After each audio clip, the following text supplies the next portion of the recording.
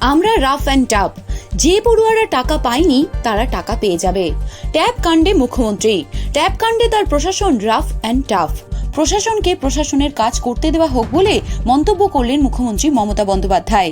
তিনি আশ্বাসও দেন, যেসব পড়ুয়ার অ্যাকাউন্টে ট্যাবের টাকা ঢোকেনি তারা টাকা পেয়ে যাবে, প্রশাসন সেই ব্যবস্থা করবে।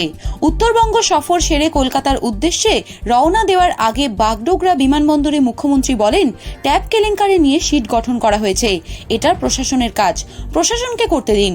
ট্যাব কেলেঙ্কারির বিষয়টি প্রকাশ্যে আসতেই স্বাভাবিকভাবে অস্বস্তিতে পড়েছে রাজ্য প্রশাসন। প্রশ্ন উঠেছে শিক্ষা দপ্তরের ভূমিকা নিয়েও। প্রশাসনিক সূত্রে খবর, বিষয়টি নিয়ে ক্ষুব্ধ স্বয়ং মুখ্যমন্ত্রী মমতা বন্দ্যোপাধ্যায়। তার নির্দেশে নবান্ন রাজ্য পুলিশের ডিজি রাজীব কুমার সহ অন্যান্য আধিকারিকের সঙ্গে বৈঠকও করেছেন মুখ্য সচিব মনোজ পান্ত।